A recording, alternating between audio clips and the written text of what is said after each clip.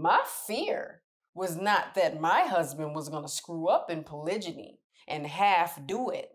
My fear was that I knew he could do it because he's shown me nothing else but consistency all these years. So I'm like, he the man for the job now. Let's not get that messed up. Did he do everything right? No. He didn't. He admitted that. None of us did. I'm going to tell you now, I know I didn't.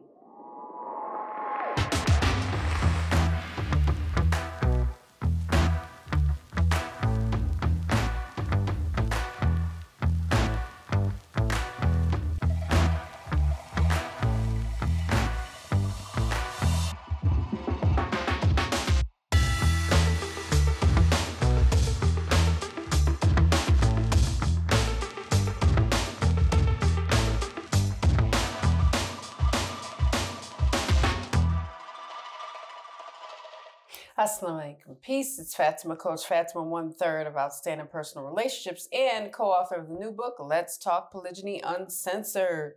Now, y'all, in this video, I want to address a comment that was made, or a question, really. And someone asked, this was a wife, and she said, what if my husband's too broke for polygyny? And she meant financially. Now, when I hear the word broke, it reminds me of the word broken. And I said, broke versus broken? There's a difference. Now, one thing my grandpa used to say, some of you all don't know, but my grandparents, my paternal grandparents raised me. And my grandpa used to say to me, he said, never count a man's money. And I was like, what the heck does that mean? It means you don't know what someone else has. And a lot of times, many women might not know what their husband has to offer when he wants to be interested in polygyny. One thing I do know that many men who want to do it right, because we never want to do anything wrong. You know, I mean, if you're healthy mentally, you're not trying to do this polygyny thing wrong or, you know, marry more than one woman in a wrong way. But one thing I understand about the world of men is that they don't want to enter into something without saying, well, maybe I need to save a little money, or maybe I need to not bring anything to the table financially. They know if they're doing their research and their homework, and especially if they're watching our Outstanding Personal Relationship content here on YouTube and Facebook, they understand that there's certain things that they must have in place in order to have more than one wife and become more than the man that they were before. They know that. They might not know specific steps or the intricacies of them, but they do think about money. Because men are thinking about money a lot because they have to support. Even if they have one wife, they're thinking about, what do I do to support this one wife that I have? And what would I need financially to support more? More wives, more children specifically. They think about those things.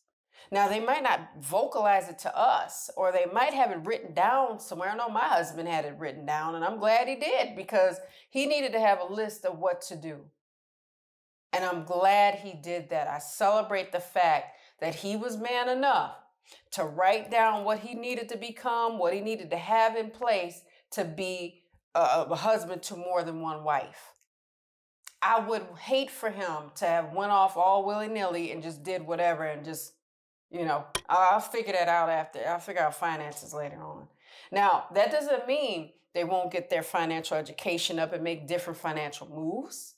That doesn't mean they might try something out with great intentions for it to work and it didn't. That doesn't mean that they might not lose their job. That doesn't mean that they might not get demoted. Some things fall out of our hands. We're human beings, and life is always going to happen. You know, and we're always going in and out of happiness. Men do it too. Men do it too. So to have a plan in place, you don't know if he has that. And maybe he can't tell you it because you might go off. Maybe he can't share it with you because it might get picked apart. See, I celebrate the doers, and men love to do. They love to show, you know, the tangible things to us, because then there's more belief. We tend to have more belief. You know, if he says, I'm going to get you that house one day, and you look up and he's dangling the keys and there's the house. Oh, I love that. I can go touch that. But I don't believe in you otherwise. They have to feel believed in order to do sometimes. So see, my fear was not that my husband was going to screw up in polygyny and half do it. My fear was that I knew he could do it because he's shown me nothing else but consistency all these years. So I'm like, he the man for the job now. Let's not get that messed up. Did he do everything right? No. He didn't. He admitted that. None of us did. I'm going to tell you now, I know I didn't. I know looking back that I could have been better.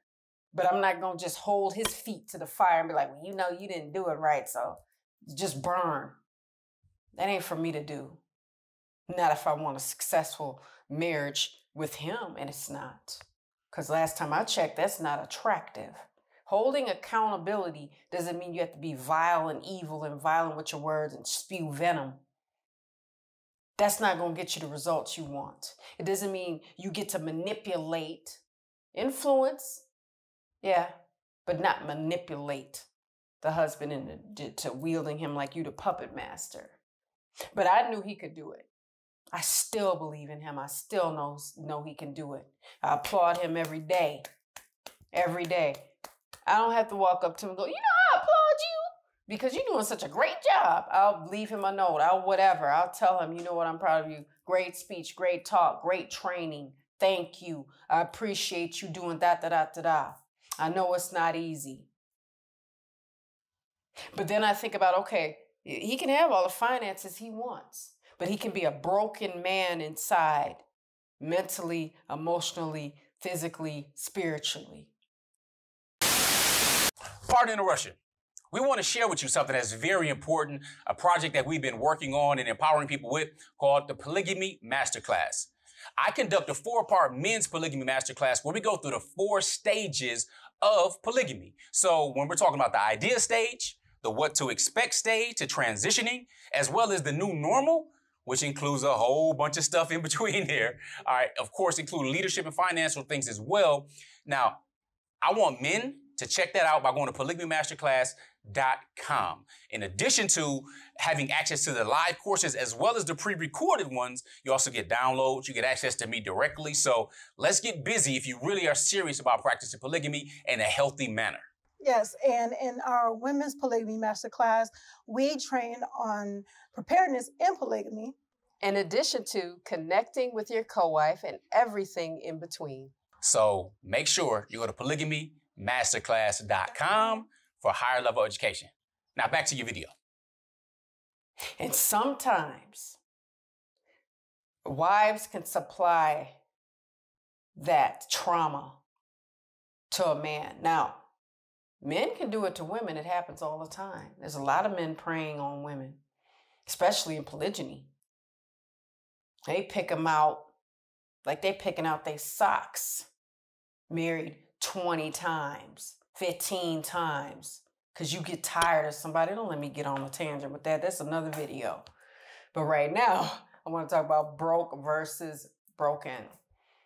So he can have all the finances and all the money and be rich as he wants to. He can be the king of Wakanda. But if he's breaking his family mentally, spiritually, physically, and he's abusive, and he's a tyrant, and he's playing with time, he's playing with money, he's a narcissist, he wants everything me. Forget y'all, forget them kids. I'll see them kids in 6 months whenever I want to. Now, some men, let me make a clarification.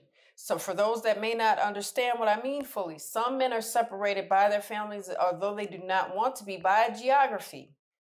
He might have to go overseas for 3 months for one wife and then come back in 3 months. That is how visas work in many places. He can't do nothing about that. And he might be doing all he can to get his family together as a whole. I get that. The sacrifices have to be made. So we're not talking about those brothers. Them brothers are trying their best. Shout out to them for trying their best. But if the man has tons of money, see, he don't have to be rich. He has to be wealthy in other areas of his life. Wealthy, a wealth of knowledge, a wealth of willingness, a wealth of love and support, a wealth of connection, a wealth of compassion for his family, a vision for his family, a lot of goals. See, he doesn't have to have them all figured out right now, but as long as he's got them up here written down, which would be best, you know, because the memory, we can forget so much, things get lost up here. Write it down in the journal. The vision. What do you need to become to attract another queen? What do you need to become more like Coach Nazir says all the time? He trains on this stuff. This is valuable. This is beneficial knowledge. So is he broke or is he broken? Does he have wealth or is he wealthy? And what's great is if he's wealthy financially and he has wealth in his heart and in his soul and in his intentions that are positive for his family, for himself, then you can work with that. But there also needs to be patience for the brothers that are trying, that are learning as they go. We all learn as we go. We don't go, okay, life, I'm going to learn everything first and then come on. That's not how that works. Just like with parenting. I don't learn all this stuff and then I never make a mistake as a parent. That's not true. Every child is not the same. Women aren't children, but we indeed have different personalities, different temperament, different likes, dislikes. And the men have to remember all this stuff. They have to create a balance. But they also deserve a break and rest and time for themselves to process. They can't be everybody's everything. They can't. So I just want to say that. So even if you think your husband might be too broke, he might need to do something else, pick up another job, have a conversation with you about him being able to handle it financially. He might say, I don't know yet, but I'm willing to figure that out. Don't worry, I got you. I got some things, some balls in motion. I'll share that with you. Or, you know, you won't want for anything on my watch. You know, he might say those things. He might wait. There's wisdom in waiting to answer certain questions until you yourself have it figured out. And if he says, I'm not sure yet, I'm working on it, then it doesn't become a cross-examination of, well, what are you doing? When are you going to do it? How are you going to do it? I want to know. You better let me know when it's going to get done. Because those rapid-fire questions tend to make someone shrivel up and go, well, you know what? I can't deal with the barrage of questions, the interrogation of it all. I can't do it because it's draining. It's taking away time that we don't own for him to make moves and put together stability and build up an empire that he wants to see for legacy. Not just so we can have a new purse, but legacy. Because men don't go, you know what, she ain't bought a new bag in a minute. I think I better get on that. You know, they don't do that. Now, I've yet to meet a man that thinks about what purse I bought. I'd have just never met him. If you worry about my handbags, then you got a bigger problem. But if he says, here's some money for you to get something nice for yourself, that's kind of how men tend to operate. You know, he's not trying to jump into your dresses and he's not taking like inventory of what's in your closet. He's not doing that. He's really not. If you say to him, I need clothes, then he'll think, I need to make sure my wife has that. Whatever that is, whatever that look like for her. I'll keep that up here. I'll write that down. I'll make sure she has what she needs. That's more their style. Okay? It's different from ours, but it's not wrong. So with that, guys, I hope that you got some gems from this video. Make sure in the comments we put support our king. Okay? Again, for clarification, we're not worshiping our husbands. It's a term of endearment.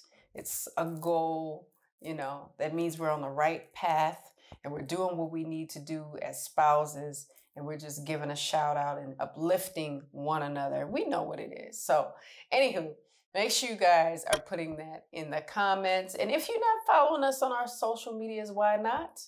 Make sure you're following us on Outstanding Relationships on IG and Outstanding Personal Relationships on YouTube and here on Facebook as well. YouTube and Facebook. So with that, I'm Coach Fatimah. I'm going to leave you with a little GLC.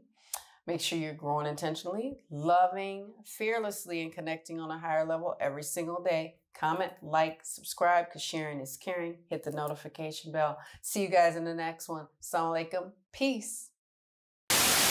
Here are 3 ways Outstanding Personal Relationships can help you. Make sure you guys are following us on our social medias at Outstanding Personal Relationships on YouTube and Facebook, and on IG at Outstanding Relationships. And make sure you sign up for our email list. And you can actually email us at support@Outstanding Personal Relationships, where you will get updates on our new book, Let's Talk Polygyny Uncensored, as well as exclusive access to our lives and bonuses. Absolutely. If you're looking for more polygyny education, make sure you visit polygamy-masterclass.com. Now, if you're looking for coaching or counseling with either Coach Fatimah or Coach Nyla, you can find them at. Make sure you visit me at CoachFatimah.com. And myself at CoachNyla.com. That's how we can help you. Assalamu alaikum. Peace.